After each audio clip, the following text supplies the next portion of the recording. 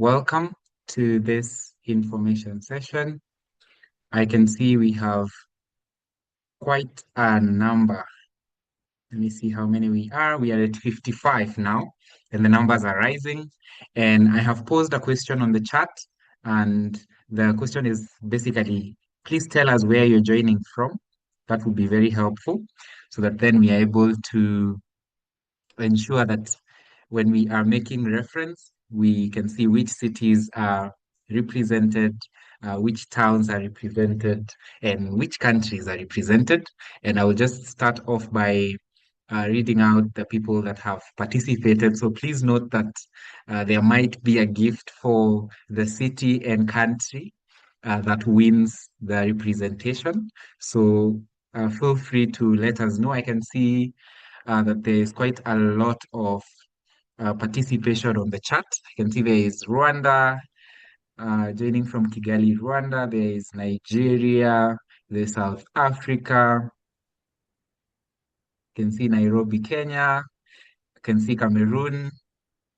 There's Gambia, Nairobi, Kenya, Ghana, Accra, Ghana, Cape Town, South Africa, Nairobi, Kenya, Abuja, Nigeria. Until now, there is not yet any city that has appeared many times, but it seems Nairobi again. Joyce from Kenya, the Gambia, Botswana, Nigeria. Wonderful, wonderful. I can see there's Zambia, Nigeria, Uganda. Okay. There's Kenya. Okay. Kigen from Nairobi, Kenya. Modesta from Nairobi, Kenya. There's Ethiopia, there's Cameroon, there's Uganda, there's Nigeria, there's Zambia, Kampala, there's Gaborone in Botswana, and finally there's Rwanda. All right. So what we will do at this point is, okay, I can see more. Please keep them coming. Please keep them coming. I will appreciate that. I will just take one more minute and read through the countries that are coming in. Let's see if so far Kenya is leading, and I am very fair, and I'm not partisan in this. And Kenya is leading so far with Ghana again, with Nigeria. We have Nairobi, Kenya, with Victor from Nigeria, Molly from Kenya. Okay. Muiz from Nigeria, Caesar from Uganda. Okay. It seems Nairobi is taking it away. But I appreciate, thank you so much for being here. Okay, the Gambia wants to reclaim it, so I appreciate that, and I am happy to see that we are from across the African continent. Haruna from Nigeria, you're right, and even put the flag there. That's really great. I really appreciate your commitment and participation, and I want to appreciate especially that we had participants who joined the call almost 15 minutes ahead of time, which was great commitment. And I would want to say that that is the nature of scholars that the Mandela Rhodes Scholarship would be seeking for, but also for all of us that are here because you were committed. You did not only register, you made a point to be on the call. So my name is Josiah Muriuki, and you can find me on LinkedIn, still by the name Josiah Muriuki, on Facebook, Instagram. Instagram, I go by Mentor Muriuki. You would be to find my credentials. And on this call today, we'll be having, first I would do a little presentation. So just to take us through an overview, just in case someone may have not come across any material about the Mandela Rhodes Foundation. And then after that, I will be joined by a wonderful scholars. So we have three amazing panelists. We intended to have four, but one of them is traveling, and with all that is happening in the world, had to cancel a flight and fly today. So that happened, and we are happy to also acknowledge that as Mandela Rhodes scholars, we learn that we are human and all this happens in life. And so For those of you who may have come across the publicity material that was shared earlier, you may have come across something that looks like this or something that looks a bit different. So that is the panel that we'll be having. So we have myself, I'll be moderating the panel. And then we have Muhammad, who is from the Gambia. So I understand why we have quite a number of members of this conversation from the. Then we have Mercy, who is from Uganda, and Famous is from Ghana, the city of Accra in Ghana. And Michelle will not be able to join us today, but we will be able to connect with the panelists who will be on the call. So allow me to just get right into the conversation. So I will just go direct to the presentation and I will take us through. It's really a short presentation and I will do it real quick in the next 90 minutes. So by half the next hour, which is 90 minutes from now or less, we'll be able to have a very, very fruitful conversation. So please, by an emoji of your choice, please give me an emoji that shows me that you can see my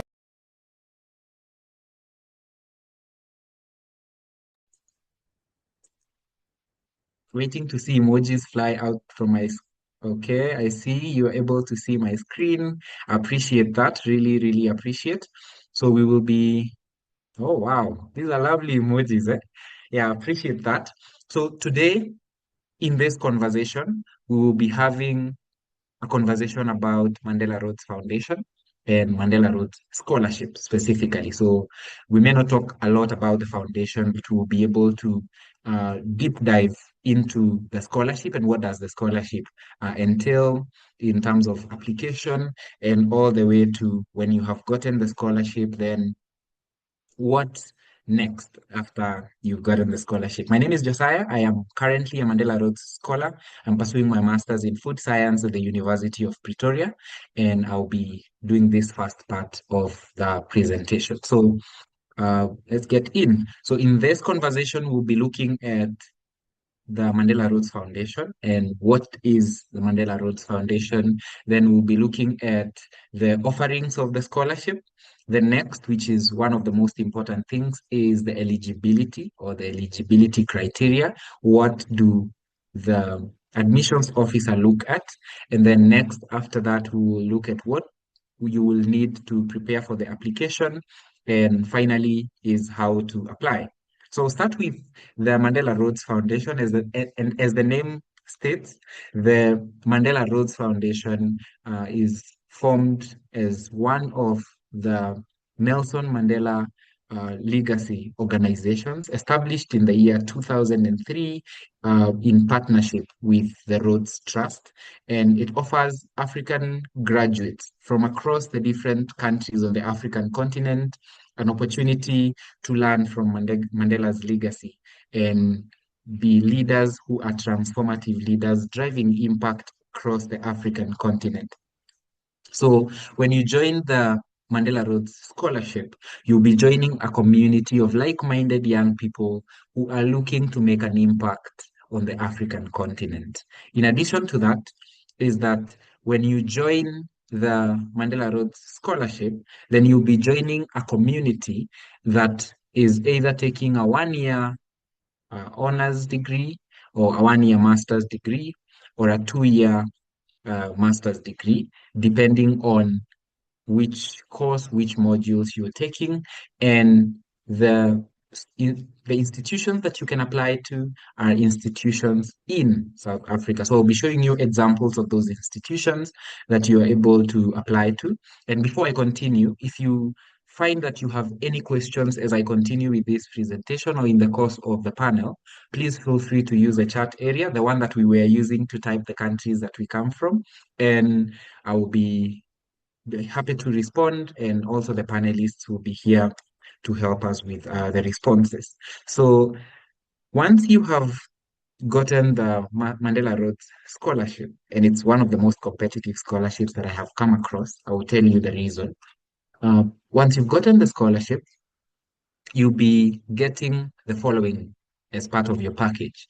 It will be registration fee, tuition fee, and you will be getting allowances for study materials, research, medical aid, allowances for accommodation, for meals, and you also get a personal allowance or a stipend, and you also get an economy class travel ticket to and from South Africa. So you will get the ticket from your country to South Africa and back to your country after you're done with your academics. Then next after that is that you will get a unique leadership development training module, which is one of the most transformative parts that personally I have experienced in my life. And it's a mandatory participation program. So the leadership development modules are mandatory, where you have in your first year, if you're doing a 2-year program, you have in your first year 3 contact sessions in Cape Town, which is where Mandela Rhodes is based. And then you'd have to travel from your institution to Cape Town. If you're based in Cape Town, you just go by road, so that's easy. Then I'll go further to looking at what you also have access to, which is the alumni network. So when you join the Mandela Rhodes Scholarship, you join a network of over 700. Now it's over 700 alumni who are leaders, and they are in different areas in entrepreneurship, in medicine, in academia, civil society. Some of them are in tech or fintech, some of them are in financial services, engineering, and all these are people that you will meet within that community. Then some of them are founders and high impact ventures, and you on that note you will also be able to get funding for your initiatives. And in addition, you will have a lifelong access to your initiatives and lifelong access to opportunities such as funding. An example is $100 social impact prize called the Earn It Prize, which means that you're joining really a very high value uh, platform as a Mandela Rhodes Scholar. And the Mandela Rhodes Scholarship gives you an alumni network that's a lifelong and intercontinental platform where you're also able to get opportunities for PhD later, including opportunities like the Sean Johnson Scholarship. Let me talk a bit about the leadership development module. So the leadership development programs are built on the founding principles. So most of you who have gone through the application portal, you may have seen, or the website, you may have seen the principles of the Mandela Rhodes Foundation, and there are four. There is reconciliation, big on reconciliation, then, and this is because I would wish to expound that a bit. This is because of where South Africa comes from to this point, that South Africa has gone through apartheid. If you know the history of South Africa, you would know apartheid. You would know of the injustices of the day, and that is why reconciliation is really big on that. And also Nelson Mandela being a great leader that led South Africa into that space of reconciling with each other and living together, such that the preamble of the South African Constitution has uh, a statement that South Africa belongs to all that live in it. So that's the background of this. Then, in addition to that, is education as one of the major principles of the Mandela Rhodes Foundation. And most of you would know of the saying of Nelson Mandela that education is the most powerful tool that anyone would use to change the world. It's through education that the child of a mine worker can sit together with the child of the president. And then entrepreneurship, in being that as young people or as a people on the African continent, the only way for us to get to a place where we are able to fight poverty and work towards achieving even the SDG goals, it will be through entrepreneurship. Then there is leadership, and that is why leadership within the Mandela Rhodes Foundation scholarship is key as a part of your engagement. Then there's a belief that leadership begins with inner transformation. So part of the cheat codes for Mandela Rhodes scholarship application is to already start looking at who are you as a person and what are some of the things that you really struggle with, and have you gotten to a place of accepting that these are things I struggle with and then I am working towards them. So then the other thing is that the program is delivered primarily in an in-person and online workshop. So there will be a lot of touch points online, and all these are compulsory for all the scholars. And the workshops will build community within the cohort and develop the inner capacity. So any person that will be getting the Mandela Rhodes Foundation, by the time you're getting to the end of your first year, for example, you'll be able to even hold very difficult conversations without even feeling offended, because you're able to work on your inner self. So the countries on the map that are represented, that are in gray, are the countries that haven't gotten the representation, but the countries that are I believe that should be beige also, are the countries that have gotten representation within the scholarship. I will just go to the next thing, which is most important for most scholars who are on this call today, is eligibility. And the program is very keen on eligibility. So in case one of these throws you out, then it means that you, there might be that you don't stand a chance. So an example is age. If you are between the ages of 19 and 29, you are eligible. And that means if you're 30 and above, you're not eligible. I think we would have a lot of questions around that, and we are able to handle them on a case-to-case basis. Then you are able to study in English, because education in South Africa is primarily delivered in English. And then you're a citizen of an African country. And in addition to that, you have academic results of 70% and above, which means second class upper division, second class honors upper division or higher. So it can be a second class upper division or first class honors. And in addition to that, if your grading system does a 70% or 100% scale, then you have to have a 70% and above. In addition to that, you must have an undergraduate degree by 1st of January 2027. So if you're still in your fourth year or your third year, depending on how many years your degrees take, and by 2027 you will have your degree, then that means you are eligible to apply. And we will have an opportunity to have a discourse and a dialogue around that. Then we have leadership aspirations towards making a positive impact on the African continent in your chosen field. So an example is, I am passionate about solving societal problems using knowledge that I have acquired over the years. And an example of that is that currently, in my second year as a Mandela Rhodes Scholar, we are applying the knowledge that we got from the first year to solve an actual problem using knowledge that we've learned in class. And I'm currently working on a food systems project with in collaboration with a couple of other scholars. So that's the application of knowledge, and that would make sense because then I'm studying.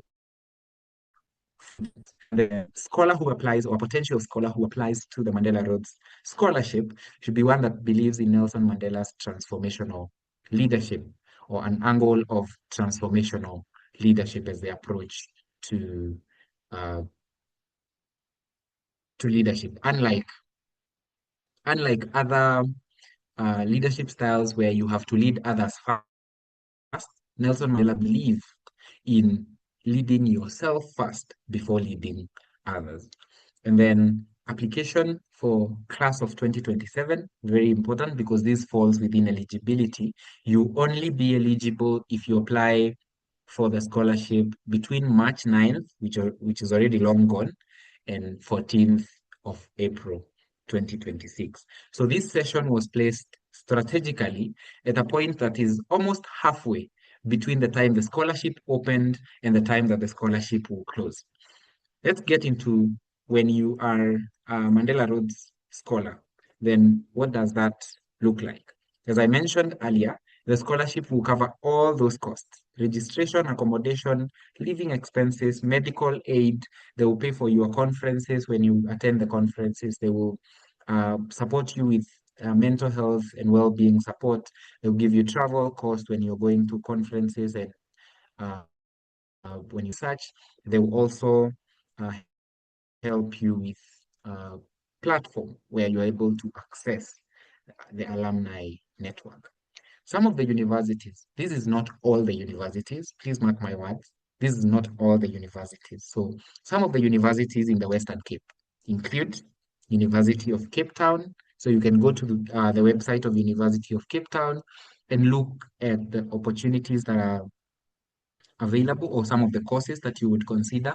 And Mandela Rhodes funds all sectors. So provided you get an admission and you get a Mandela Rhodes Scholarship, be sure that they will fund you. So there are people who are funded to do drama, others are funded to do leadership, others are funded to do agriculture, like me, food science, others are funded to do music, law, any program that you would think of, provided it's offered in those are the universities in the Western Cape, and there are some top universities in Gauteng. If you would know, South Africa has 8 or 9 provinces. Yeah, one of those two numbers. Yeah, so within the should be nine provinces in South Africa, you will be eligible to join the Mandela Rhodes Scholarship, and then you're able to select. So when you're doing your application, select a program and you select a university, and then make sure that your application is a themed application. What do you need to prepare for your application? And I know that my panelists will be speaking more about that. So firstly is 3 letters of recommendation in English. Please mark 3. The 3 letters of recommendation letters cannot be done by family. Recommendation letters can be done by examples. So you can get more, but let me give you examples of people who can do recommendation letters for you. Number one, a recommendation letter for you can be done by the lecturer, a lecturer in your university or former university. A recommendation letter can be done by one of the administrators within the university, for example, a dean of students, a dean of your department, or by a faculty head. That's an example. A recommendation letter can be done by an employer or former employer. It can also be done by someone who you've worked with on a project. It doesn't have to be an employer, it can be a former colleague who was supervising you, for example. So it's advisable that you get either, you can get 2 academic and 1 professional, or 2 professional and 1 academic. Just make sure that you diversify. It doesn't hurt. I remember during one of the information sessions, one of the program coordinators at the Mandela Rhodes Foundation saying that during his time, because he was also a Mandela Rhodes scholar, he applied and all his recommenders were academic. So it doesn't really, yeah, it doesn't work against you. Then documentation or documents that you need to put together is certificates of completion for your degree. Then there is transcripts of your academic results. So make sure that you have your academic results. And then you have scans of your ID or passport documents. In addition to that, you need your CV. So make sure that you have that. That's part of the documentation. And then there's 2 essays. So firstly, back to the recommendations. You cannot submit your application without recommendation. So make sure that you get your recommendations as soon as possible, ASAP. Then with essays, you have a personal statement and a polarization essay. So the questions, you will see them on the website or the application portal. I may not get deep into that, but I will be asking the panelists to give us a few tips on how to write the 2 essays. And I would just wish to mention now that there is no one right way to do it, but there is always a standard way to do it. So no one right way, no right or wrong answer, but a standard way is make sure that you pour your heart out. Pouring your heart out does not mean that you start your application with, I come from a very humble background. Not at all. It's talk about your experiences. Like really read the question. When I was doing my application, because the first question, the personal statement was almost the same. It said, reflect on the journey you've come, on how far you've come, and that which has got you to this point of, just paraphrasing, but that which has got you to this point of applying to the scholarship. And then you write about yourself. So it's like you're speaking about the journey that you've walked to this point, but also from a reflective point. Then finally is you'll need to also apply to your university. Please do not trivialize applying to the university. And I am sure that our panelists will tell you about that because it is one of the most demanding requirements. It will take everything from you. That one is one of the most demanding requirements in this process. Apologies for that. Okay, so just 1 second. Just 1 second. Okay, so please keep your questions coming. In the meantime, I will just be completing the application and then the presentation, and then we will get into question and answer with the panelists. Fine, so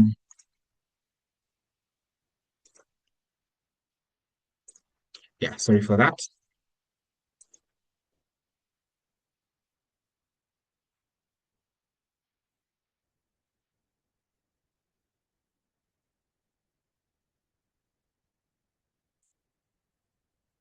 All right, so as I conclude, how you apply is you go to the application portal, which the QR code is on the screen if you would need to scan the QR code, but you just type mandelaroads.org, you'll be able to see, or just type Mandela Rhodes Scholarship.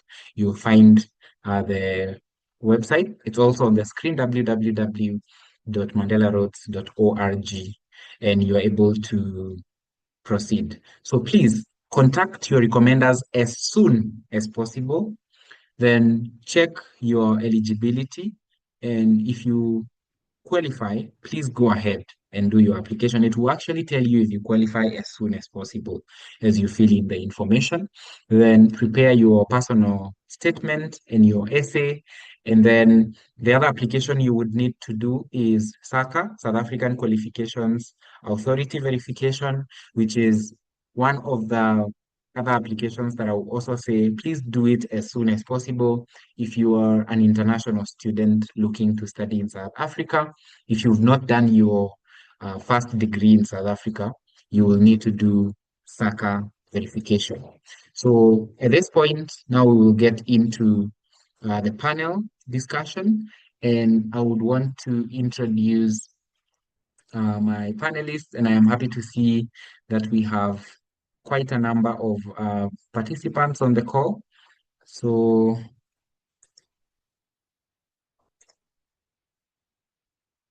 I'll invite Mercy and Famous. I believe Mohammed is also on the call. And then let's start with Mercy. Mercy, you can introduce yourself. You can say hi to us. This is the exciting part of this conversation. Mercy Awino. Hello everyone. Good evening. As already introduced by Josiah, my name is Mercy Awino. I am from Uganda, currently a scholar, and I'm studying at the University of Johannesburg. I'm doing a master's in international law. So Josiah has given a rundown of most of the preliminary requirements that would ideally make you eligible for the Mandela Rhodes Scholarship. And maybe just to clarify a bit on the courses that you can apply. So he's right to say that almost all the courses can be funded by the Mandela Rhodes Scholarship, except a few. So the scholarship does not fund Masters of Business Administration degrees. So those ones are specifically excluded from what they are what they fund. And then also courses that are offered online are not funded. So it has to be a taught course where it's the normal and conventional pedagogical method where you know you come and sit in class or do like research. Then also courses that are taught in blocks are not funded. So if maybe there are some courses where they'll say they teach for maybe just 2 weeks and it's like an intensive thing, and then you break off and then you taught maybe after 2 months in like 2 other weeks. So those are also not funded.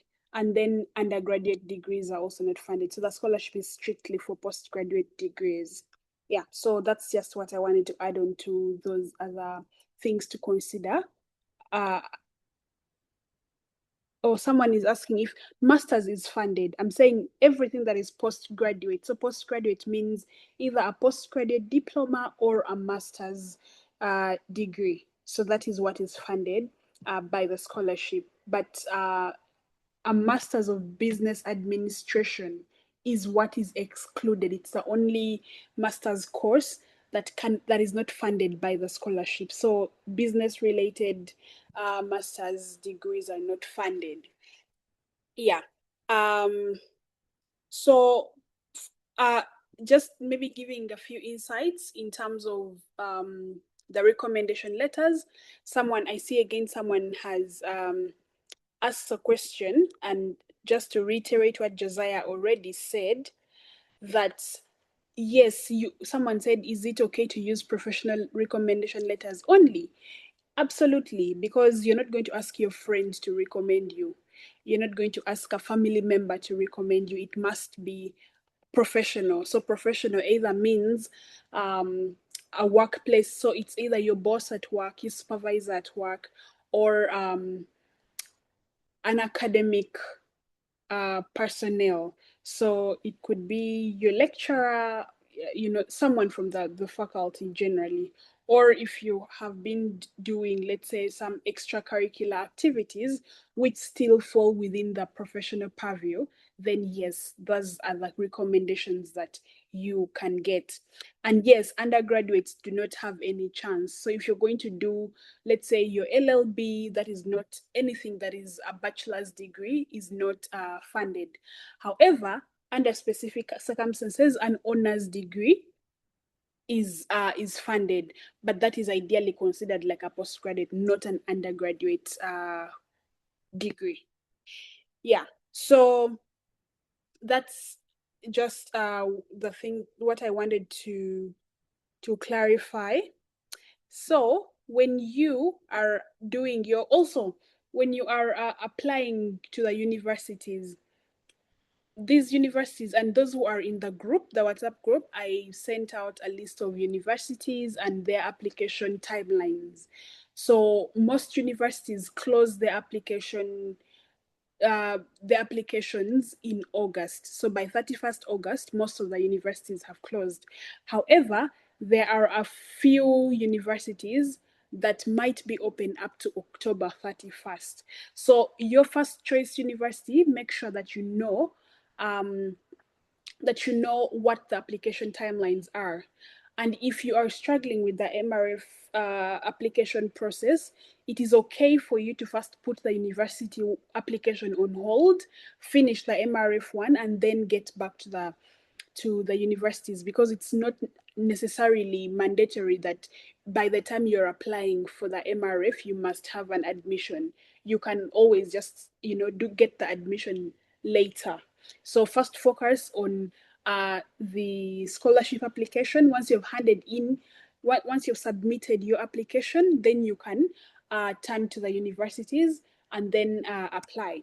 Now, if you're not sure that you might get accepted in the university that you have stated in your scholarship application, kindly apply to as many universities as you can, because there are instances where someone gets admitted into the scholarship but do not get admitted into any university, and so then they have to forfeit the scholarship. That would be a really sad thing to happen, because there are thousands of people that apply for the scholarship, and then it's very competitive. So once you join in and then you don't have a university to go study in, it becomes really hard. So try as much as possible to start your application process early, before the deadline, so that you have everything in place. Then the other thing is, usually there's a lot of trouble with people who have studied like a 3-year course in undergraduate, because of the South Africa foreign qualification standards. So that's why Josiah was telling you that if you're an international student and you're applying for this scholarship to go study in South Africa, then you must submit your academic documents for verification through SACA. So SACA is the South African Qualifications Verification, whatever, institution. And it takes quite a while for that to happen. So during our time, the scholarship was able to fund it, and but that obviously is only available for people who have reached a certain stage of the interview. So once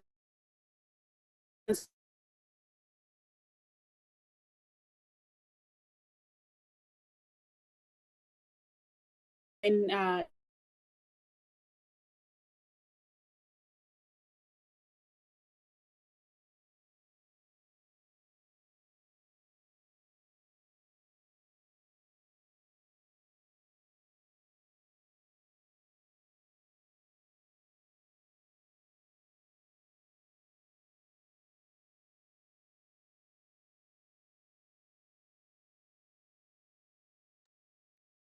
Sorry, Mercy, I think we lost you for a while.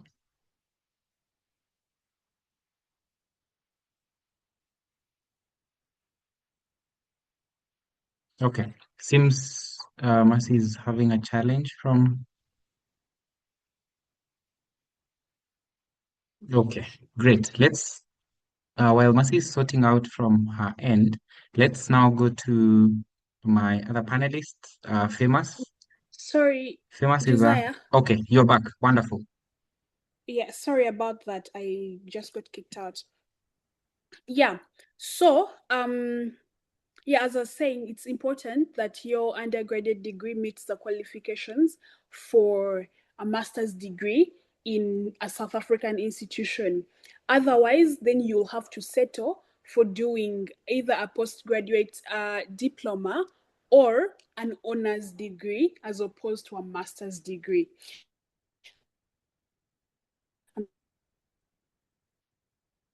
That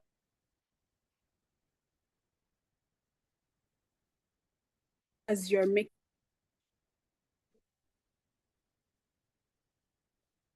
Sorry, Mercy, you're breaking once again.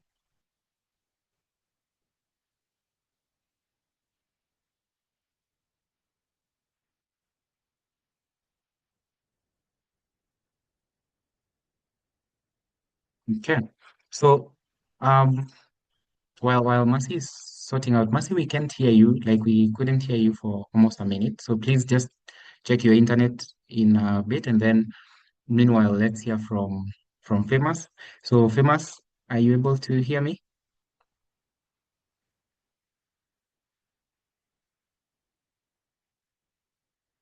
You are muted. Please unmute yourself. Uh, Josiah, Yes. let me try to connect on my phone. I don't know, my laptop is acting up, but let me speak as I connect on the phone, so that in case it gets off, I can just join automatically. Yeah. So I was talking about the recommendation letters. Usually, when people are asked to submit recommendation letters, they submit very generic recommendation letters, and whoever reads it would just ideally know that, oh, this person is actually not very well acquainted with the person that they are recommending. So it's important that you request someone that knows you, for lack of a better word, intimately, to recommend you. So it has to be someone that has closely worked with you, maybe your immediate supervisor or your lecturer with whom you had a professional relationship, someone that really knows you and can speak towards your academic and professional acumen, so that the person just doesn't say that, oh, I taught this person and that's it. No, they have to make sure that they know about the activities that you had, if you were active in class, what leadership opportunities you took when you were in school, if you maybe were the best in particular course units, or even overall best in class, stuff like that. I would probably recommend that if it's possible, you can draft a letter, and then the person recommending just modifies it for you, right? Because at the end of the day, you know yourself best and you know how you want to sell yourself. So unless you're very sure that the person that wants to that is recommending you knows you in such a manner, then you could suggest to them that, is it okay if I draft this, and then you panel beat it and submit it. That would be required, but please try to not have very generic and very shallow recommendation letters. Yeah. Then in terms of the essay, Josiah also said something about this. When you're writing your personal statement, it's basically, you are basically talking about yourself. What has led you to this moment now that you are sitting down to write and apply for this scholarship? What are those major events in your life that have shaped your future professionally or even like personally, but all of that working towards your professional development, but also how your thought about how society should be, right? So it could be maybe a personal experience at home, it could be about your leadership opportunities during school or within community, it could be an event that you participated in, something that was things that were pivotal in shaping the kind of person that you are today. So those are the things that should come out within your personal statement. And then also, obviously, as you're reading, reading information about this scholarship, you know that the scholarship has 5 fundamental pillars, things like education, leadership, reconciliation, entrepreneurship, things like that, which are on the website. So read through them, pick out the important tenets about those principles, and try to make sure that your personal statement actually espouses these principles. So does anything in your statement talk about leadership? Is there anything that talks about reconciliation? Is there anything that talks about education or entrepreneurship? It might not necessarily be entrepreneurship in the business sense of it, but it could be in like a social enterprise sense of it. But the school, when the person who reviews your application reads it, they should be able to identify and relate with you based on the principles that the Mandela Rhodes Scholarship stands on. So that's very, very important. And then when you're writing about the polarization issue, it has to be something that, personally, I would think it has to be something that really impacts on society as a whole. So is it a political issue? Is it a health issue? Is it a social issue? Is it a religious thing? Who are the stakeholders, when this polarizing issue was happening? And once you have identified the stakeholders, how did this issue actually affect them? And what kind of recommendations would you give as someone who is intending to have positive impact in society? So for me, those are the important things that would ideally come out from the essays. At this point, I would like to stop here and hand over to the next panelist, because I'm sure there is more insight that they're able to give as well. Thank you, Josiah. Over to you. Wonderful, wonderful. Thank you very much, Mercy. You really did an amazing job, and especially on going into the details and for pointing out that they don't support MBA. So most scholarships there are very few scholarships that support an MBA. So thank you, Mercy, for pointing that out. So please make sure that you check on the platform which opportunities are offered. But first, uh, focus on focus on getting the scholarship. That's the most important thing. And then you're able to, I would rather say, focus on completing the scholarship application. Then you're able to go to the other application, which is the university application. All right. So Famous is ready. Famous, feel free to uh, take the floor. Yeah, Josiah, can you hear me? Yes, loud and Okay, clear. so I was like, because of my internet, I'll try to put the video off and just use You the can put the audio. video on, we see you, then you put it off. Oh, but you saw me earlier on. Yeah, so my name is Yeah. Famous Sosah, from University of Pretoria. I'm doing my master's in food science. I'm from West Africa, Ghana to be precise, and also a Mandela Rhodes Scholar for the class of 2026.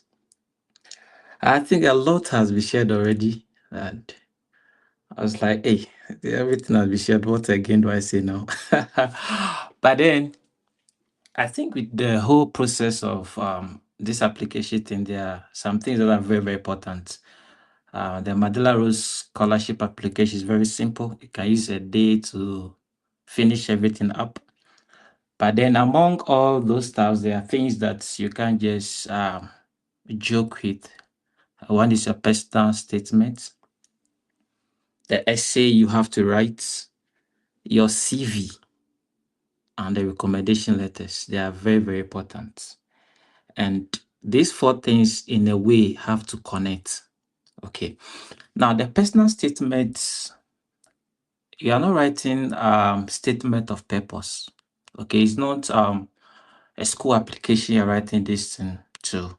You're writing this to get a scholarship, and they are telling you personal statement.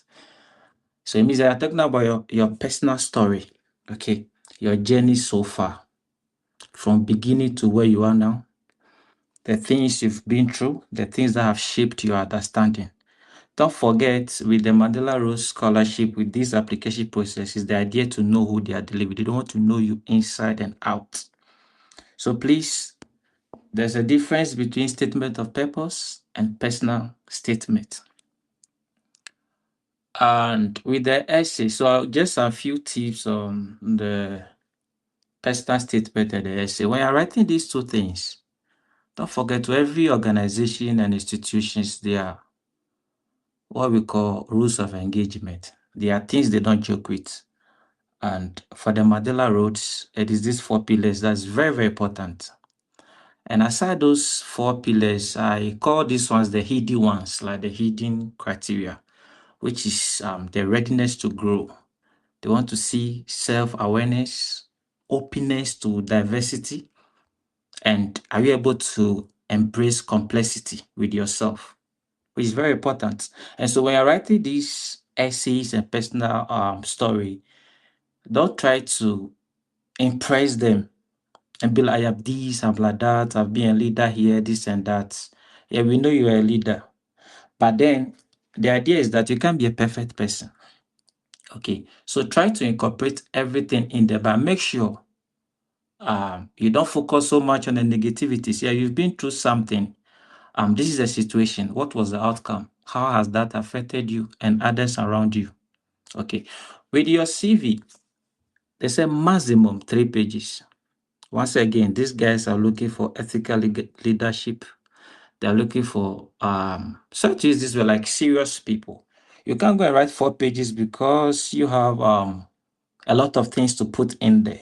They say maximum 3. It means that, and you have to put things from your high school to where you are now. And so it means that you can't just put things that don't carry weight, put heavy stuffs there, and be precise. Once again, your personal story, your essays, and your CV, there should be some connection somewhere. Your CV cannot be saying something totally different. Your personal story is also another on the other border, and then the essay to say something totally different. No. With your essay, normally some reconciliation. I don't know the topic you were given this year right on, but I remember in my time I wrote something on this LGBTQ plus thing. It's a serious thing. Now the idea is not to try and read more about the foundation, okay, and not to take side to be like, oh, you're standing on this side. No. Just find out who they are looking for. They are looking for people who want leaders that want to build, freedom for everyone. They're looking for people who want to bridge this gap of inequality. They are looking for people who want to solve social issues, especially in Africa. So like I call it social entrepreneurship. Whatever you are doing, is it going to help to reduce the burden of poverty in Africa, food insecurity, inequality? Okay, so in your essays, try to things like this. Not to just stand on one side, try to bring more of religion inside, try to bring more of your cultural background. Yeah, there are things you may not you have your views on them, but don't forget, try again and understand who they are looking for. Not to put you in a certain corner to try and impress them. If you impress them in the essays, I tell you in the interview, they will surely get you, because these guys are serious psychologists. And so when you lie in your personal story essay, try to, and I know people, if you give it to expert to write for them, I mean, it may take you through the process to that stage, but definitely I can assure you that one, they will get you. So be yourself. As we say, be yourself. Put in strong application. And with your recommendation letter that a lot have been said already, look for people who know you inside and out. Okay, people who know you. So for example, you just give it tells your lecturer should write something about you. I think Mercy said something earlier on that, okay, you yourself, you can write something and submit to the person to edit. I can say it depends on who you are dealing with. When someone really knows you inside and out, I will just sleep on my bed and I know this person is going to do the job for me. I can tell you, look for people like that. Someone who is not just going to say just nice things. You understand? It's the person that knows you, your totality, and try to link things up. And it's very, very key. Very, very key. And make sure these guys submit the things early for your recommendation. Go to the portal, send them reminders so that they can finish this thing fast. And don't forget the words. I think the personal statement you're writing about, I think 500 words maximum. The essay, I think our time is around 750 or 800. Please don't exceed. I remember David asked us that we should include the word count under the personal story that we wrote and that of the essay. So please don't go overboard. Make sure you are within the limit. Yeah, so I think I'll end at this point. If there's any question, probably for the participant and the moderator, will be here to answer. Yeah, thank you.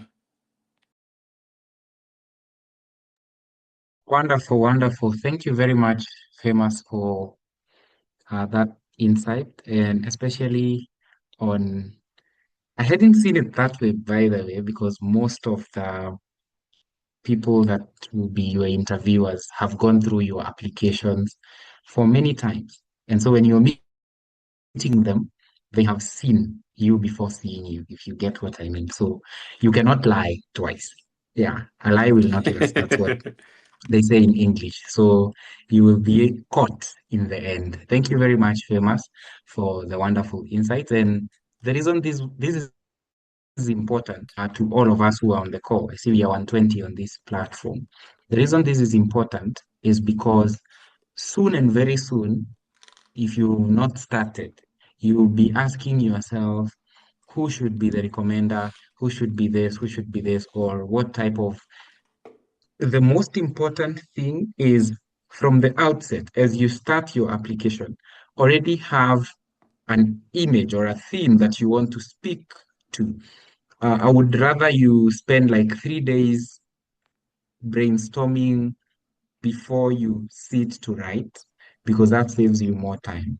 You would realize there are times when, most times for those of us who may have written a book or something, you realize that there's a time that comes when you have a writer's block. So you just thinking, take walks while doing that because it really, really helps. So I have seen a lot of questions and I appreciate that there's a lot of questions. I will categorize the questions in themes, and I have seen that there's quite a number of that. And then we will be able to answer the questions because most of them are. Firstly, I want to give a disclaimer. I will not answer a question of links. Like if you need a link for something, really you're able to get that really easily. I that's a disclaimer. So if you're asking where do I apply to University of Pretoria, where do I apply to this and that, that's something that you're able to just ask from Google. But then the questions on the technical aspects of the scholarship, so looking into essays, looking into the entire application from beginning to end will be able to respond to that. When you qualify for Mandela Rhodes interview, regardless of where you are, this is geographical location, they will give you opportunity to travel to Cape Town. So I think for all years apart from the COVID year, all the scholars have gotten an opportunity to go to Cape Town before being admitted as a scholar. Like you've not been admitted, you're going to Cape Town for an interview. So what Mercy said, what Famous has said, what I said is after going through that entire process, you have to go all the way, do your interview. Then it's that point, a week or two, they actually give you an opportunity to be in Cape Town if you're moving from outside of South Africa, and then after that you leave. So it's important for you to take this very seriously, and then you will get information about whether or not you got the scholarship. So, and also to give hope that there are people who went for interview, did not get the scholarship after traveling, and then they went back and did their applications again and they got the scholarship. And there are others who went one time, got the scholarship. There are others who went two times and got the scholarship in the third year. And some of us applied many, many times before getting. So the thing is, it's one of the most competitive scholarship. Pour your entire heart in it. If you actually feel like you're not giving it enough attention and time, then just know there's going to be something that will go wrong. But I'm not a reviewer. I've not reviewed those applications. I don't read them. So you will be in a position to show yourself approved. Okay, so our third panelist is on the call, Muhammad. Muhammad Koka is from the Gambia.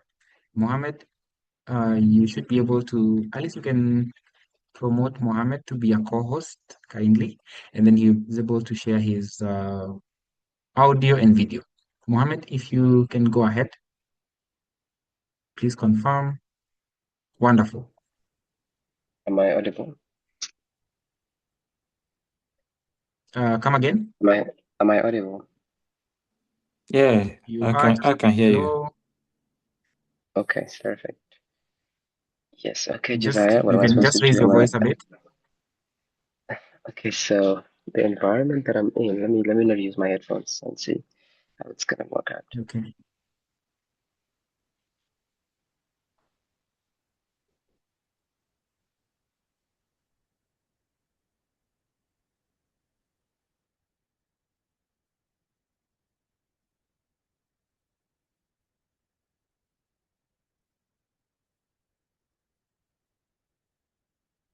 Are you winning?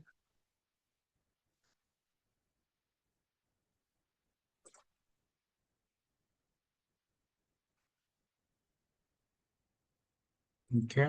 I see questions keep on coming, so please keep the questions coming. I'm doing the work of collating the questions, then I'll be Can distributing you them guys hear me to. now? Wonderful. Yes. Okay, perfect. So am I supposed to introduce myself? Because I came in late, guys. Well, I Josiah. think, yeah.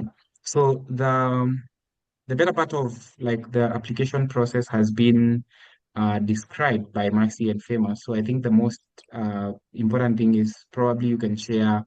There are scholars from the Gambia, from West Africa, but also from across Africa. You can share your unique perspective and experience through Mandela Rhodes, and then now we'll get into questions. So I will also answer questions to you as well. Okay. I'll make it brief. I'll try as much as possible to make it brief. So, greetings everyone once again. Happy to be here. My name is Muhammed Koka. I am from the Gambia, West Africa. I am a 2025 Mandela Rhodes Scholar, and I studied at the University of Cape Town. So, my experience with the scholarship has been profound, and from the from the start, I never thought I was gonna be there because it was my first time applying. So, I think what made my application different was because I was very much authentic about it. I did not really focus more on the things that I have achieved. Rather, I focused on the things that I aim to do and why or how the Mandela Rhodes Scholarship is going to assist me in achieving that. So, this is what I focused on more. But what works for me might not work for another person out there. So I'd say just be authentic about what you want, what you've achieved, what you're looking forward to doing, and how the university you aim to pursue your program and the Mandela Rose Scholarship combined would help you to be able to achieve your aims and objectives in the long run. So it's all about having a vision and being able to communicate that vision to the Mandela Rhodes. That's all they need. So yeah, this has been my experience, and it has been amazing having to travel all the way to Cape Town for an interview, which was amazing. The experience, even though it was a short period, but then I mean, we had the opportunity to stay for a while, but then I couldn't because I had other things that was waiting for me back home, so I had to go back. So that's the beauty of it. Um, I know some of you will have a lot of questions in terms of the application process, but trust me, it's not that difficult. I know most of the time people request for like or past scholars applications. I think that would probably be a bit too much because, like I said, what worked for somebody else might not work for you if you tend to utilize. I mean, they have data of every other past scholars application. So if you try to like request that person's application, you could draw inspiration from that. But if you tend to like utilize the person's alignment or information, it might not necessarily help you, to be quite honest. So that's where authenticity comes in. So it would be better if you tell your story because I believe stories are very important here, especially for the essays, the personal statement, and for the polarizing issue that you are supposed to do. I think this year is about conflict resolution, if I am correct. I mean, reconciliation, something like that. So it could be anything like you could focus on, it could be individual reconciliation, it could be a community, it could be anything that you have lived or someone else has lived that you can share.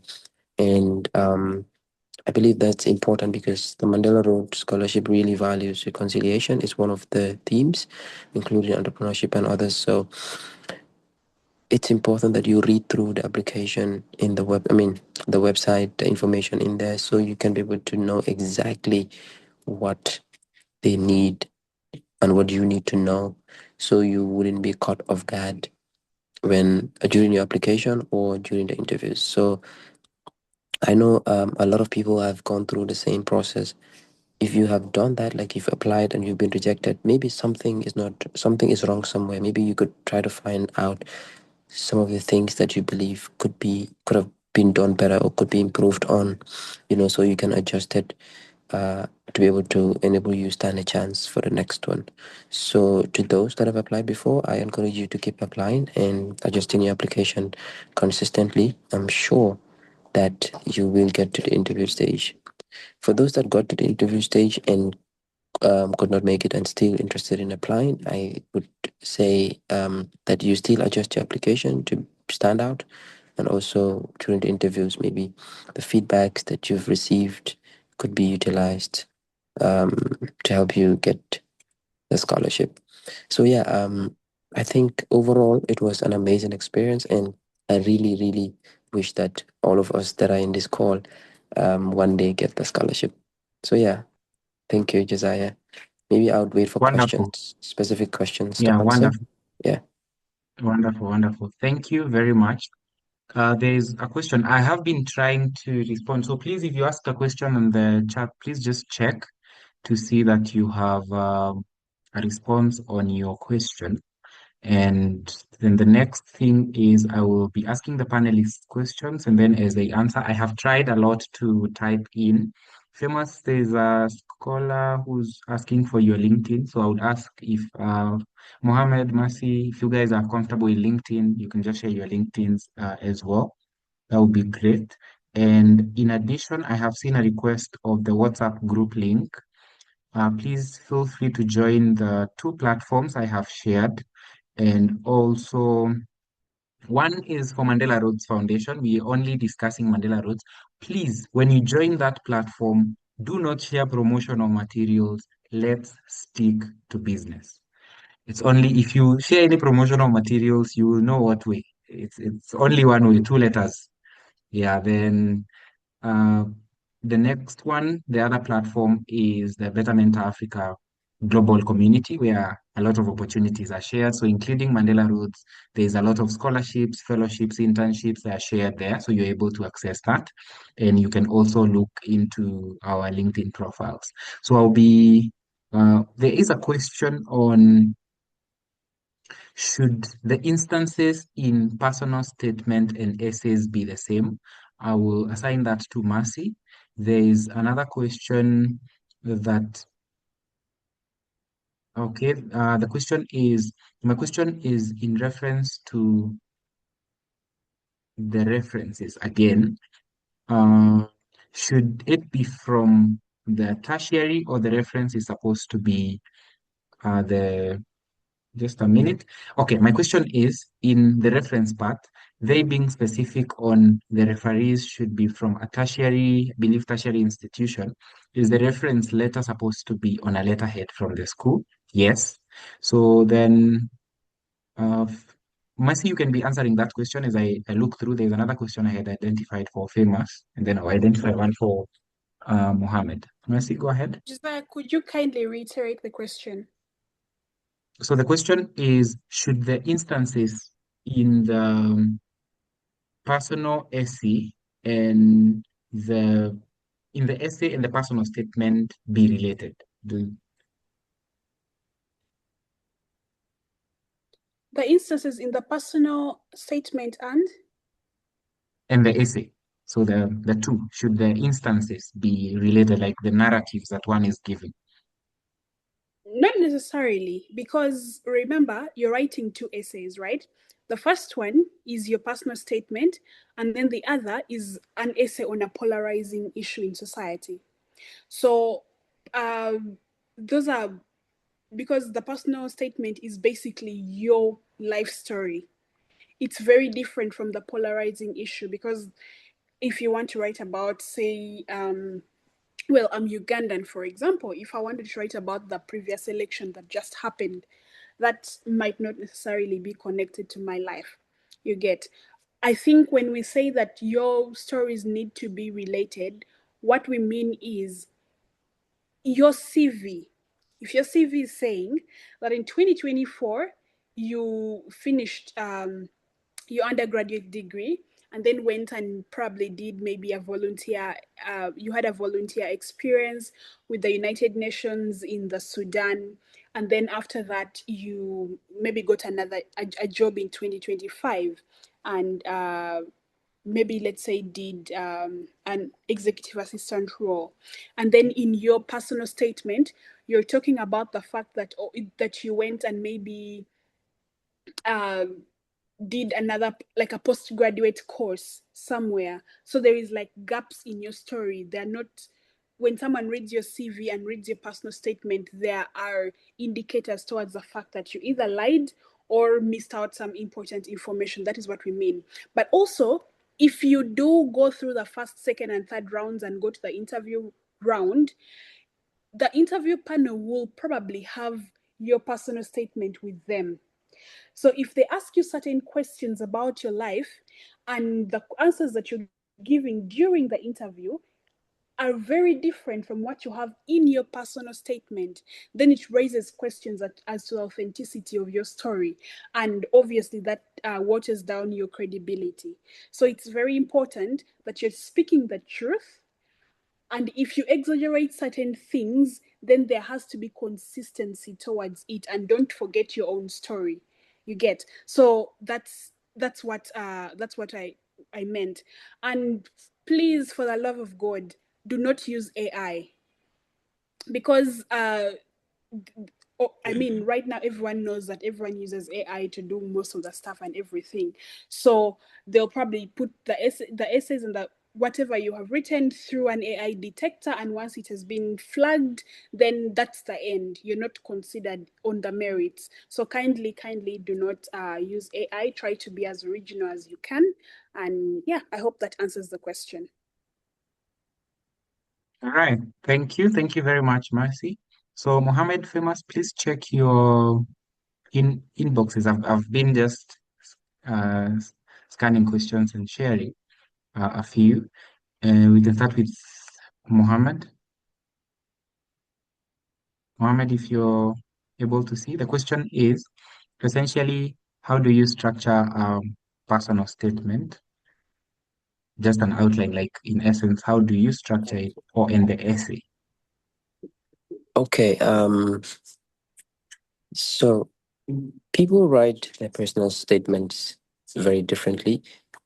I, for one, make it a form of a story that aligns with everything that the Mandela, not everything, but a specific thing that the Mandela Rhodes is looking for. Because what I do, basically, one of the themes is surrounded around that. So basically, to structure your personal essay or personal statement proper, if you are able to tell a story about it, it is something that I would say would be great, honestly. Not that I'm saying if you don't structure it in the form of a story, it won't be great. Like I said, people do things differently. But from my experience, I started with people usually often start with like their introducing themselves, what they do, where they came from. I personally started with the problem statement. And then knowing that I am in the agricultural field, I spoke about some of the issues around agriculture. And then that was my first paragraph.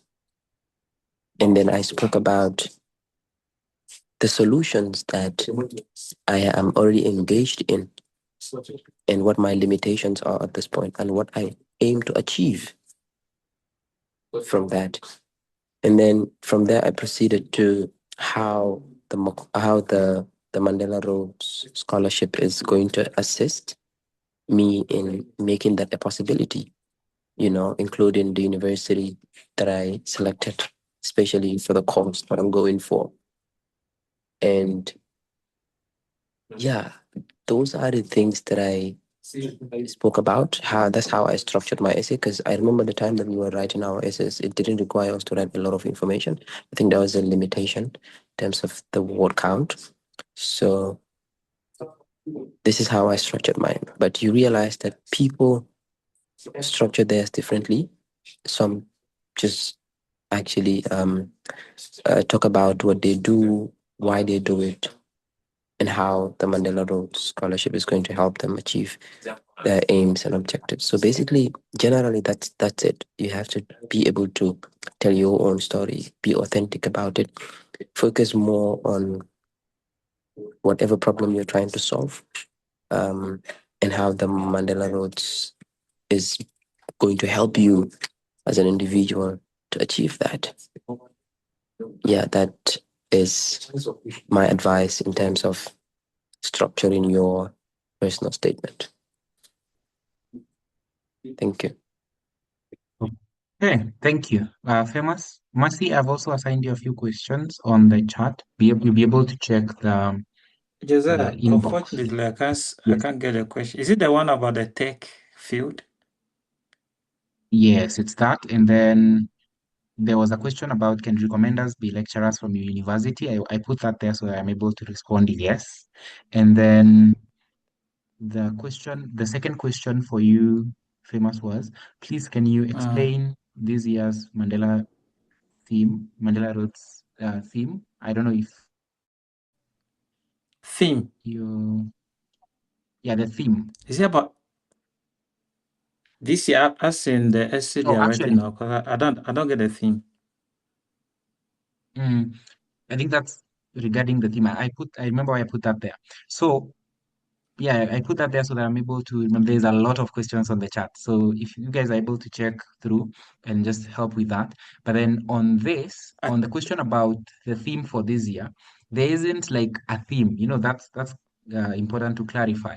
There isn't like a theme. You are writing essays to answer the questions that are on the application portal. Yeah. Then Famous, there's a tech question.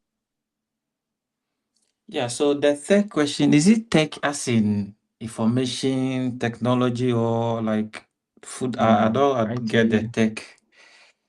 data Yeah, I think from science, what IT. you shared earlier on, every other courses is being funded except for the MBAs, the blog courses, the online courses, and distant learnings. Those are the only ones that are non founded, but all other courses. So if it is information technology courses, I mean food technology, and it is a postgrad, and it is it is a program you can do in South Africa in a recognized university. Why not? Just go ahead and apply. Yeah, then I think there's a question about can all your recommender be a lecturer from university? I think this has been answered earlier on. Yes, all can be a university lecturer, and that recommendation letter must be on the letterhead. If you don't have all of them as being lecturer, I was even telling a friend of mine that when I was sending my recommendation, one person who was my recommender was actually a friend, a student, a colleague who has an organization, non-profit organization where I'm also part of. And he was one of my recommenders.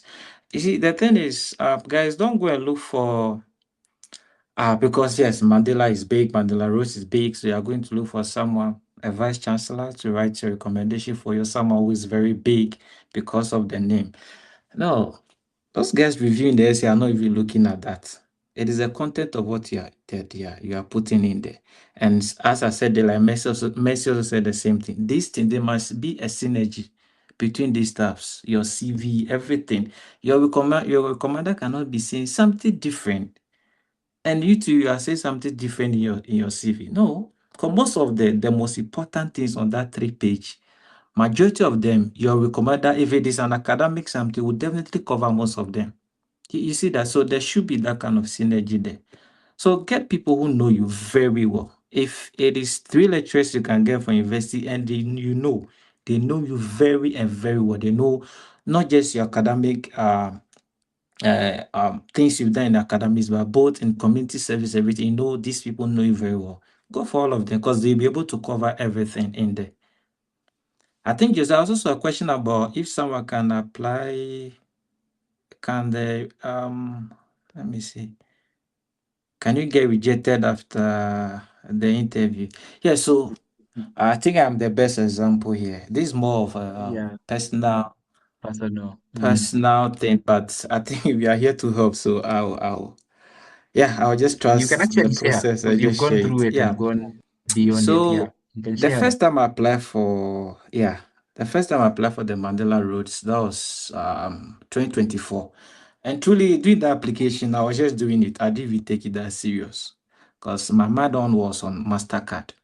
So I applied. I've even forgotten about it. So every month, no, I think in July, early July, an email came, July ending, another one came in. I was like, wow, so I'm traveling to South Africa for an interview. I was so happy. And for me, unfortunately, I did have this opportunity where, you see, where we are having this information program, we are learning from each other. I had no one like that. And I just went online to read. I was like, oh, just be yourself. When you go for an interview, just be yourself. I was myself. They were just asking me simple questions where most of my colleagues here can even relate. And I was just giving them an answer, you know. But I can tell you, as I said earlier, there are rules of engagement. You can't just go there and say anything. I was there and, the call came down, hey, we are sorry to, when they call you and then they ask you, how are you doing? And the next thing that follows is, we are unfortunately. I was like, what? Because actually, I wasn't planning, like I did put, my mind wasn't on, okay, I'll go through this process and just make it to Mandela Rhodes. And for me, I'm the only one coming from Ghana, be on the, who was selected for the interview. I got there, they were like, yeah, you are the only one from Ghana, and we received over 2,000 applications. So all I was thinking that if I'm able to go through this process, you guys spend money to fly me in here, then definitely you guys are going to pick me up. So those questions, I didn't really put deep thought to them before answering them. Yeah, so, and then the MasterCard came in, and I was like, okay, still I'll be going back to South Africa. Came back to South Africa, I've forgotten about Mandela Rhodes. But then the interesting thing that happened was this. I tried sending an email to one of the MRF team. I think most of us know Gigi. And then she was like, I should give a try again. So I was like, going through this process, sometimes it's very traumatizing, going through all this process, sit there with these people, go through this interview, and then you still don't make it. So I didn't want to go through the process anymore, But I was like, okay, let me just try again. And I can tell you, I used the same recommenders. I didn't change any of them. I didn't change my CV. I think no, the only thing I added there was now I'm a MasterCard scholar. That's the only thing I changed. The same things are sent in the same thing. But I see the thing, if it is authentic, that is it. You don't have to try twist stars. And I went through it. And this time around, I met the CEO herself. So it wasn't an easy interview that day. When they see you the second time, now they try to fire you differently.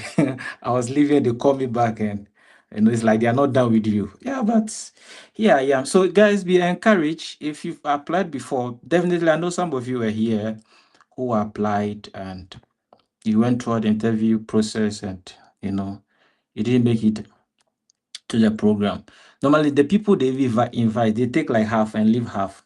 So you can understand. So please be encouraged and apply again. I was told even there's someone who applied 3 times. He came to the interview and it was on the 3rd attempt at the interview that he had it. You see, don't forget, these people also, value resilience. So please, don't be discouraged. Yeah, Josiah, I think I'm done. Yeah, thank you. I see a lot of people appreciating that we actually got you to share because that's quite important. And I was laughing while you were saying that they fire differently when they have seen you a second time because the questions, yeah, the questions will always be coming from different angles. But as Mercy mentioned, if you are authentic, also Famous mentioned just now, if you're authentic and you speaking the truth, then you don't need to remember what you said. And there was a question about someone saying if I pay for my scholarship and I pay for my trip to go for the scholarship interview, and then they don't give me the scholarship. You're not the one paying. They will pay for your trip to South Africa and back, and even accommodation if you need to be accommodated.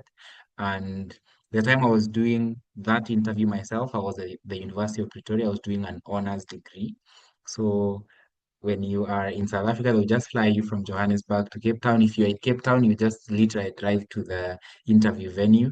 They will make sure that you get to the interview venue, and then from there, the questions and all that. The applicants, those who apply, actually might be more easier because most people are using AI. Mercy warned you against that. So make sure that you don't use AI in your application. Something else I thought it's important to mention is while you're doing all this, For now, worry about making sure that your application is proper. Then next, you go to seeing if you move to stage 1, stage 2, stage 3, I think it goes to stage 4, and then interview. Worry that you've gone through all those stages. Then, while you are worrying at that time, apply to the university. And when you're applying to the universities, apply to as many as you can. I am just saying that because you will apply to UCT and almost people want to go to Cape Town. You apply to Cape Town and say University of Pretoria or University of Johannesburg, and then they do what they did to me. They reject you. I was rejected by UCT at some point back. So you get a rejection. What do? If you get the Mandela Rhodes offer and you don't get admission, you will not take the scholarship because they don't give you money because they like you. They'll give you the scholarship because they want you to go to school. And then how many winners are selected? And it's an average. Actually, this is information that you're able to get on the website. All the scholars' details, even my details, everyone, you're able to even read their stories. I thought that's important information. It's good that you asked that question. And then the other question is um, polarization essay. So, clarification, and so that I can give it to Mercy to answer the question that I have assigned to her as we conclude. I see time is up. So, on polarization essay, the question is actually referring to that there's a lot of things happening, including right now we are having the war between Iran and the US. But they are looking for you to introspect because the question is one person or a group of people that you need to reconcile with. If you read that question clearly, is that the people who you're on two different sides and you need to come to a place of reconciliation. So it's work that is in progress. So you need to just look at who are those people, how does it come out for you, and just do it from an inside out perspective. I think that's the best way to do it. Let me hand over to Mercy to answer the question. Please join the group. We may not be able to answer every question here. And my warning is please don't post promotional material on the group. Please, uh, when you are removed from the group for sharing things that are irrelevant, don't blame me. I've already warned you in advance. But yeah, thank you so much. Mercy, I'll give it to you. Thanks, Josiah. I think just to say this out there, I've seen a number of questions that are being asked on the group, which if people were vigilant enough, they would find answers to online, right? The MRF page gives a lot of information about the application process, about certain frequently asked questions and all. So guys, kindly first do your due diligence before you ask someone a question. Like it's a show of respect for people's time and like their energy, because if you come and ask me, for example, that That's true, Mercy. the MRF support undergraduate, and yet on the website itself it says it has to be a postgraduate, then that is just you being lazy. Kindly do your own due diligence, and when you're now stuck, that's when you can ask certain questions, right? Then there have been a number of questions that have been asked, especially about SACA. Let me just say right now that the process for applying for SACA is a bit tedious and it's expensive. I would like to suggest that you wait until you have at least gone to the interview stage to apply for your SACA, because there is a possibility of you applying for it, paying, because it's about $120 or so for you to apply for it, and that's the money being paid to the South African board. But then there is also the process of applying for your documents to be verified at your own university, which sometimes comes with a cost attached. So it would be useless if you don't get the scholarship and then you also have the SACA already, on. So I would suggest that in dollars, it's in dollars. So, but then, okay, I'm saying that figure in dollars because we come from different countries, and I can't say rand because not everyone knows the understanding in rand.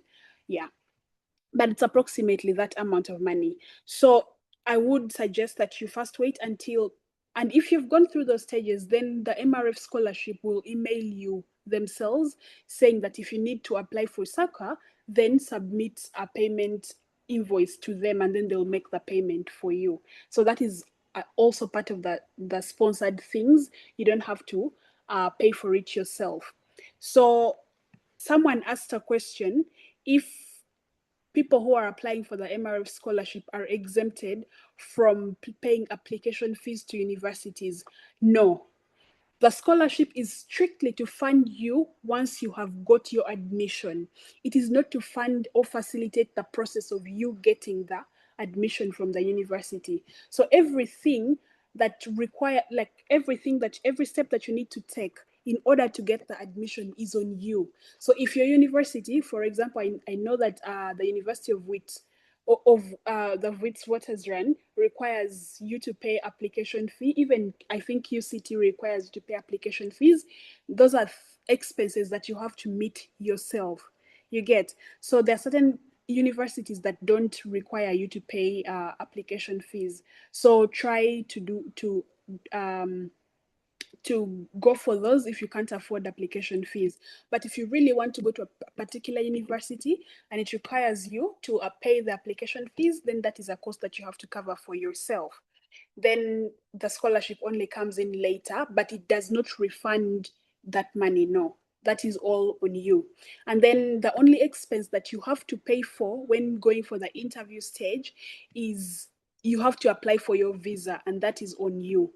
However, all questions relating to the interview process, the what, and all that stuff, again, may I just say, let's first focus on submitting the application, because the first round will come.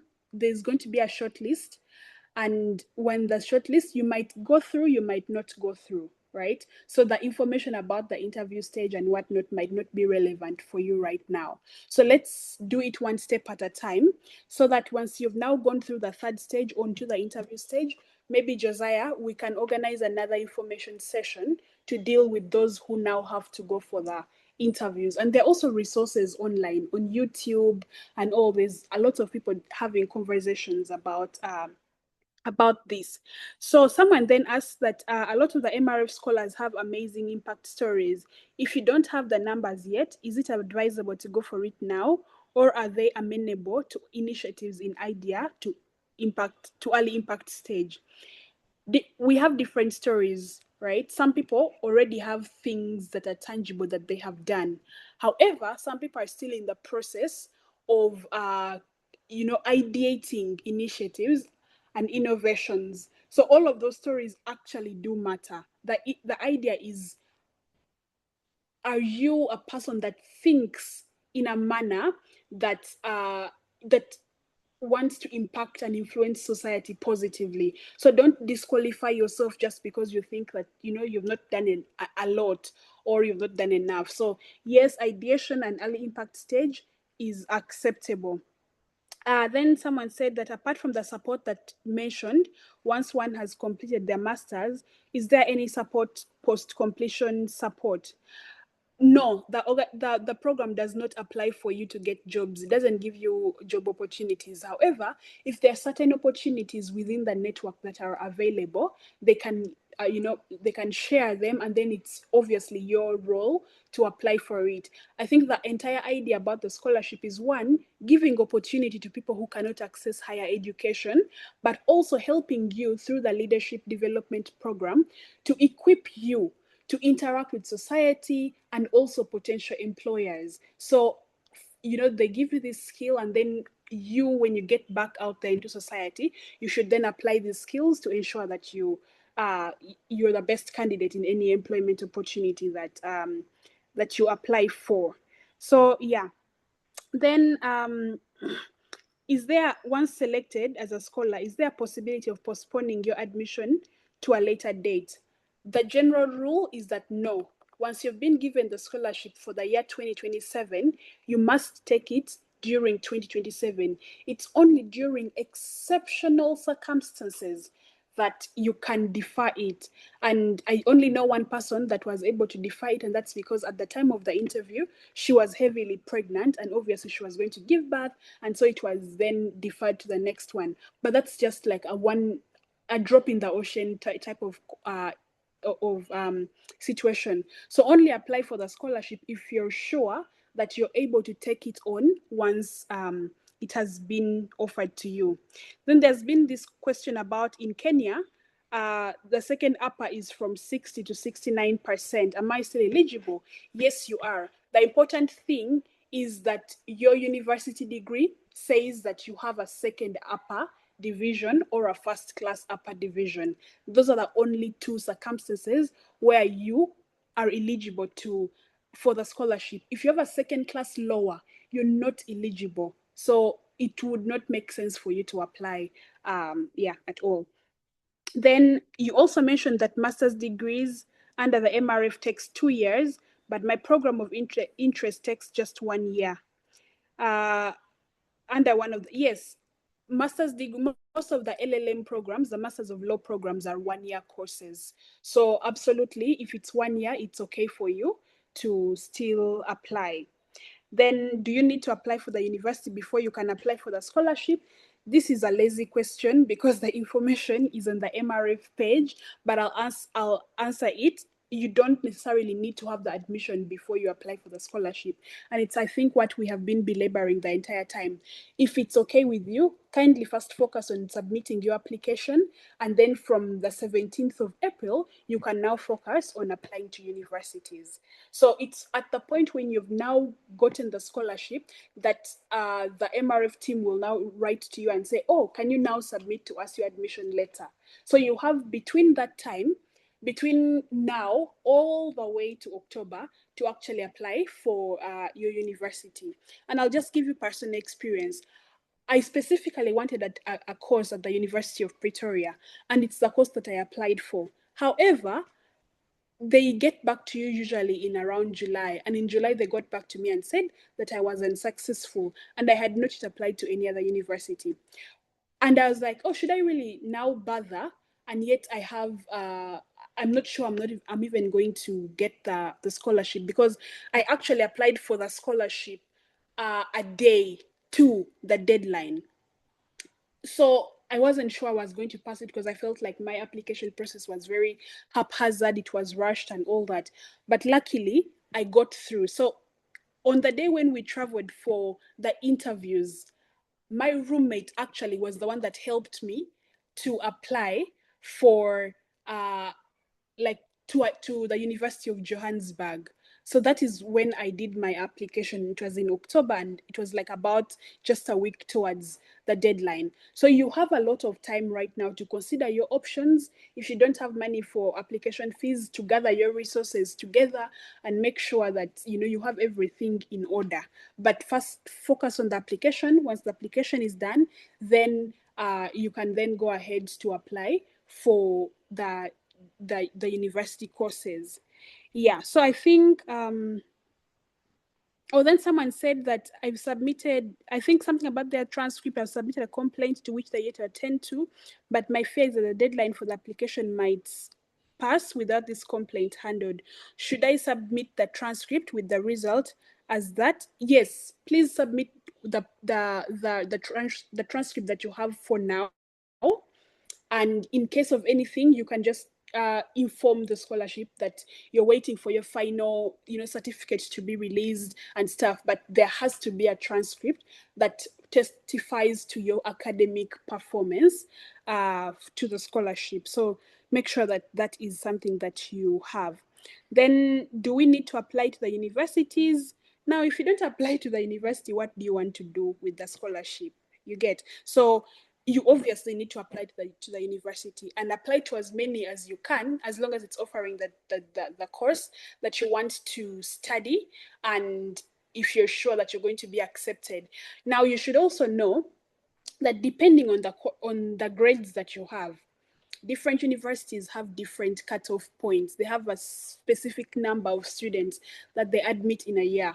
When I joined my class at the University of Johannesburg, I found out that our course convener wants strictly 10 people in her class.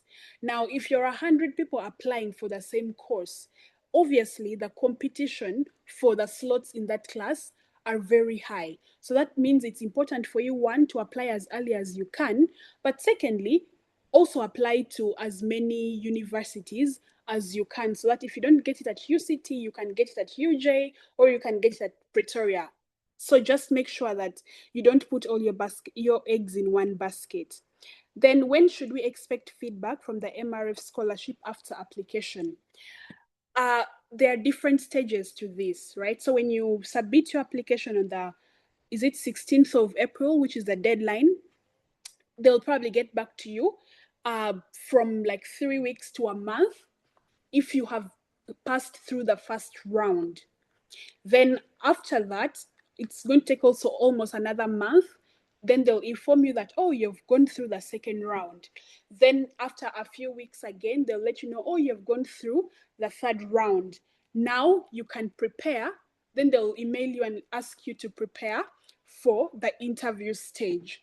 Then when you go to the interview stage, you will be taken to South Africa, and then you'll do your interview. And then when you do your interview, they will probably get back to you within a day or two. So for me, I did my interview on the 15th of, on the 14th of October, and on the 15th is when I arrived in Uganda, and on the 16th, I got a risk. That's when, you know, they called me to inform me that I had gone through the interview. Some people got their feedback just a day after the interview. So those are the timelines. And I mean, you just have to pray, really. There's not much that you can do after you've submitted your application. Yeah, then do that. Letters of recommendation need to be sent through institutional email or personal email. I think as far as I'm concerned, when you write the name of, because on the application portal, there's that part then that expects you to list down who your recommender is.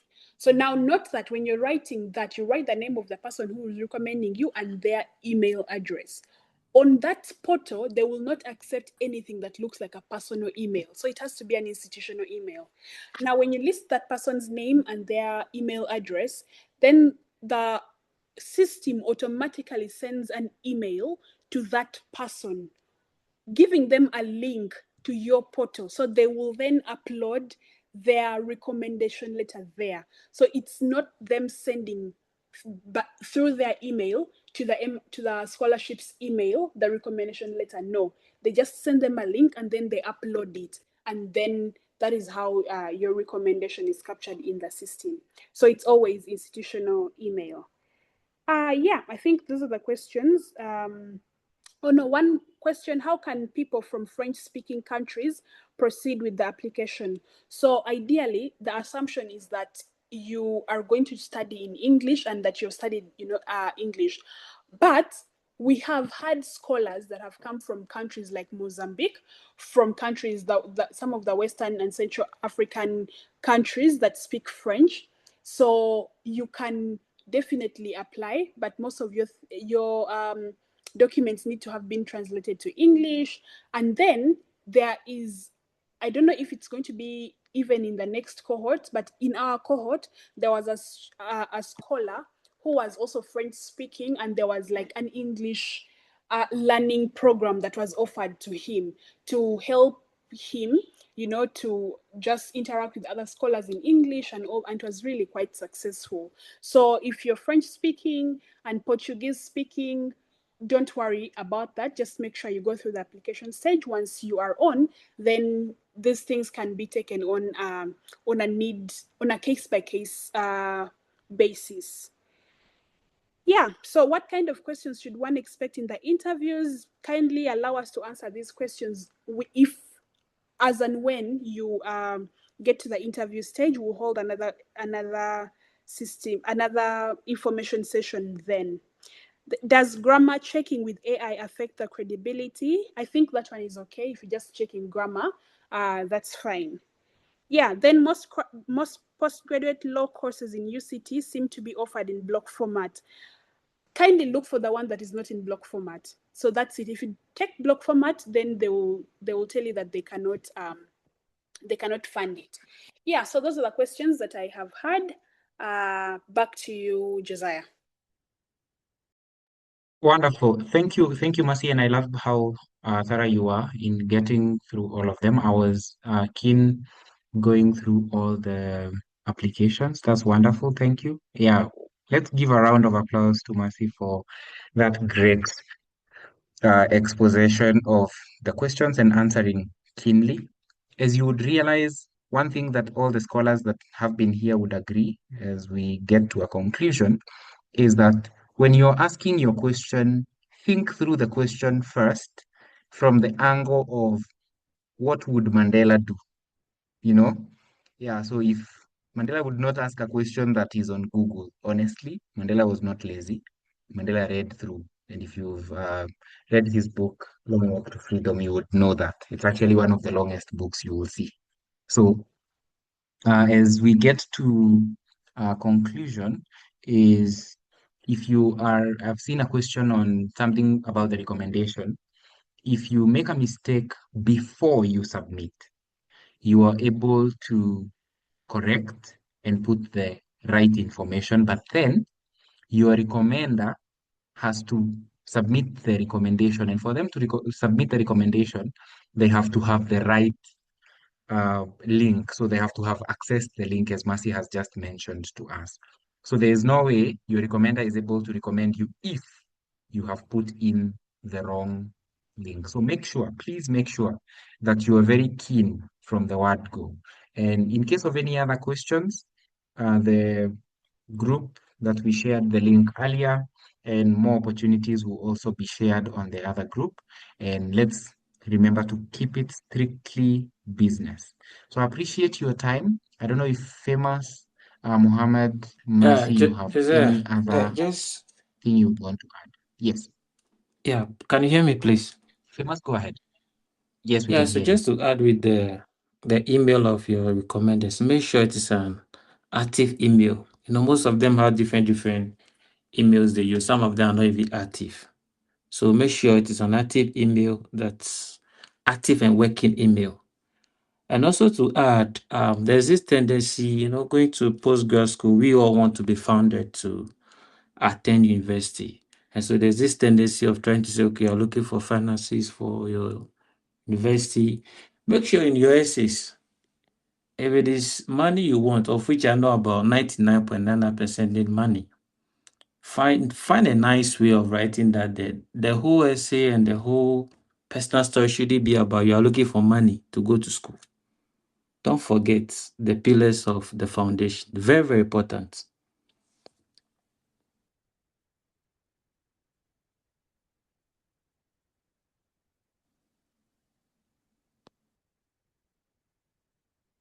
Wonderful. Thank you, Famous.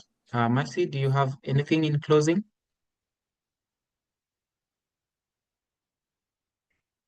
Mercy, you are muted. No, I think I've really answered most of the questions that are there, and I think just one question that I keep seeing someone asking: do the universities require application fees? Guys, kindly, we don't know all the universities. We don't have them like in our from memory. So the university that you are interested in applying to, go to their website, go to the faculty that you want to apply to. All that information is there. This is what we meant by, try to do as much due diligence as you can. So all that information, you can get it on on the university's pages. And again, in the WhatsApp group, there was a list of all the universities and that were listed. So you can just go pick the university that you want and then type it out. But otherwise, I wish you all the best in your applications. If you have any questions, you can ask them in the group. You can ask Josiah. And yeah, we are available to offer support, not 24/7, but within reasonable timelines. Thank you. All right, wonderful. Thank you so much, Mercy, and thank you for especially putting the clause of not 24/7. And I would wish to mention, if you have any questions, please post the questions on the group. The reason for that is because there are times when I have experienced this in the past when someone says, I have a question, or they say hi, and then they expect you to say hi to, and then please, that monkey business doesn't happen nowadays. But then apart from that, the other thing is you might be asking a question whose answer is probably known by someone else, and then you ask me on my inbox. I may not be able to respond, or I may not be able to answer on time. Then it might be time dependent, which means that you might miss out. So ask the question on the group. There is no stupid question. If the question is well thought through, you've actually done your research, you'll be able to articulate your question correctly. Then you post the question on the group, someone will get in touch with you. We have a lot of scholars on that group who will be able to support in responding. And once you've gone through stage 1, stage 2, all the way to stage 4, then the round 4 of where you're getting to interviews, at that point we will reconvene with everyone who's gotten to that point, and then we are able to have a conversation. So that conversation at that point will be essentially focusing on interviews. So thank you very much, and really appreciate your time and your commitment. Feel free to connect Hello, on Josiah. LinkedIn. Yes. Yeah, just to put this information across, from the MRF, they were like this year they want more application from Northern Africa of if you are Africa. Encourage your friends, then they should apply. They want more scholars from there now. Yeah, you should actually realize it was part of the countries that were on the map that I shared to those who were here earlier. It was part of the countries that were not represented on the map. So please apply and you will get an opportunity. So really appreciate your time and commitment. And I want to assure you that for all of you who will be serious and dedicated, you will be able to get an opportunity. So I think we will close here. If you have any question, please feel free to post the same on the group, the WhatsApp group, and then we will be having the conversation on the group. So thank you very much. I wish you a wonderful evening, and let's keep connected. All the scholars who were here and alumni have shared their LinkedIn, and feel free to keep connected. So thank you. Have a great evening.